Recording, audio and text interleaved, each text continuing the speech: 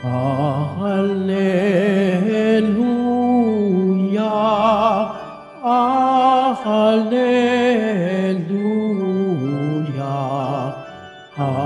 Alleluia,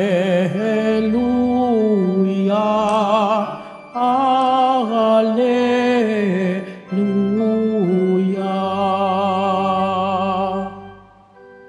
Tanay aking tatalikdan upang si Kristo'y makamtan bilang tanging pakinabang. Alleluia,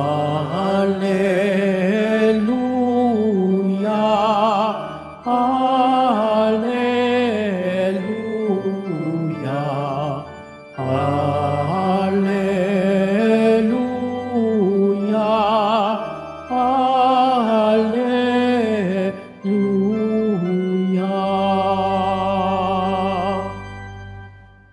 Sumainyo ang Panginoon. At sumaiyo rin. Ang mabuting balita ng Panginoon ayon kay San Lucas. Papuri sa iyo, Panginoon.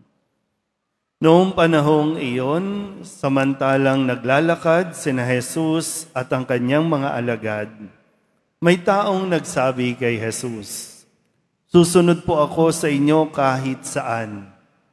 Sumagot si Jesus, "May lungga ang asong gubat at may pugad ang ibon, ngunit ang anak ng tao'y wala man lamang matulugan o mapaghingahan."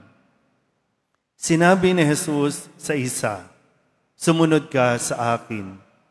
Ngunit sumagot ang tao, "Panginoon, bayaan po muna ninyo akong umuwi upang ipalibing ang aking ama." Sinabi ni Jesus sa kanya, "Ipaubaya mo na sa mga patay ang paglilibing ng kanilang mga patay. Ngunit ikaw, humayo ka at ipahayag mo ang tungkol sa paghahari ng Diyos." Sinabi naman ng isa, "Susunod po ako sa inyo, Panginoon, ngunit magpapaalam muna ako sa aking mga kasambahay." Sinabi sa kanya ni Jesus, "Ang sinumang nag-aararo at palaging lumilingon ay hindi karapat-dapat sa paghahari ng Diyos." Ang mabuting balita ng Panginoon. Pinupuri ka namin, Panginoong Heso Kristo. Magsiupo muna ang lahat. Isang magandang tanghali po sa inyong lahat. Ngayon po ay Miyerkules ng ika-26 na linggo sa karaniwang panahon at pagdiriwang ng kapistahan ni Santa Teresita ng Niño Jesus. At nawa, sa tulong ni Santa Teresita na itinuturing na pantas ng simbahan, atin pong maunawaan ang mensahe ng atin pong narinig na ebanghelyo sa araw na ito. Mayroon pong mga tinatawag para sumunod kay Kristo at mayroon din namang mga nagnanais sumunod kay Kristo.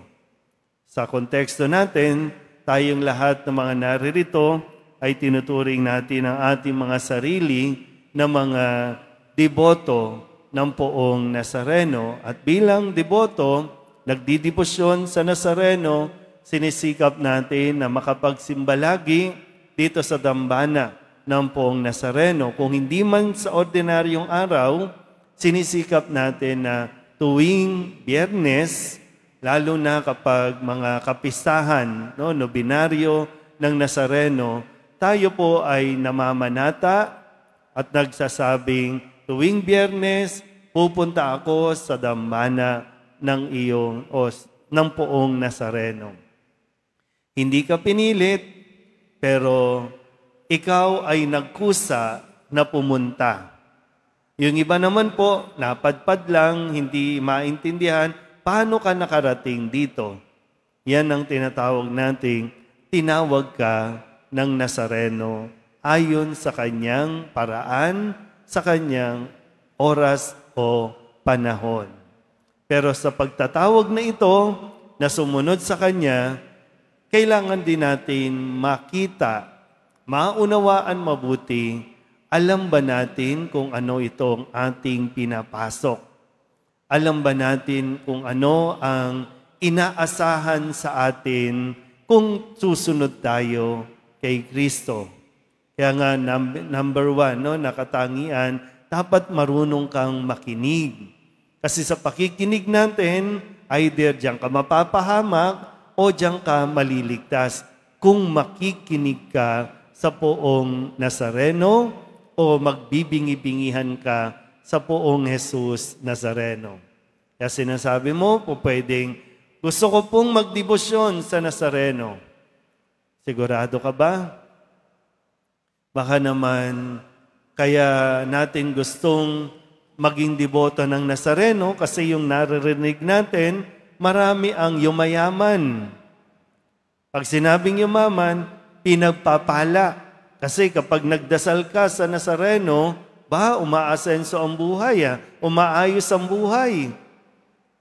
Yung iba nakakapag-abroad, yung iba, yung business nila tuloy-tuloy, umaasenso. Kaya sabi ng iba, ay gusto ko na rin magdebosyon sa Nazareno. Kung ganun ang ating paniniwala, medyo may mali. Arang hindi angkop. Kasi ang pagsunod sa poong Nazareno ay hindi kaginhawahan na inaasahan natin na kaya tayo sumusunod pala sa Nazareno, kasi mayaman tayo, yumayaman tayo. Kaya nga ang sabi, sigurado ka ba na susunod ka sa akin? Mismo ang Nazareno, walang permanenteng matitirhan, ni walang matulugan, ni walang mapagpahingahan. Sigurado ka ba?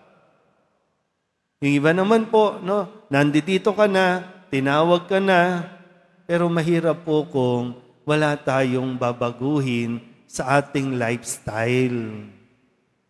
Kaya ito yung mga humahadlang. No, magandang mapagnilayan natin, ano ba yung humahadlang para lubusan talaga tayong maging authentic o buong-buo na tagasunod ni Kristo. Kasi mahirap ngayon, okay, deboto ako ng Nazareno, pero uuwi ka pa rin sa hindi mo asawa. Deboto ako ng Nazareno, pero magnanakaw ka pa rin. Sige, oo, deboto ako ng Nazareno, pero magsusugal ka pa rin. Ito yung sinasabing, hindi tayo pwedeng ngayon sa kanya tayo, mamaya sa iba naman. Kaya pag-isipan mo ng mabuti, ito yung paanyaya sa atin. Pag-isipan natin ng mabuti. Bago tayo lubusan na talagang magsabi na, para bang, di ba, minsan proud na proud tayo Katoliko ako. Sigurado kang Katoliko ka kasi sigurado ka ba? Sa ngayon, ang daming Katoliko, pero ang daming Katolikong magnanakaw. Maraming nasasabi, Katoliko ako, pero bakit iba ang values? Katoliko ba talaga tayo? O dahil lang bininyagan ka? Kasi pag sinabing Katoliko, Kristiyano, alagad ni Kristo, susunod kay Kristo. Kaya akala natin, di ba, minsan naikukumpara natin naikukumpara tayo, ay sa amin, sa simbahan namin, talagang mahigpit.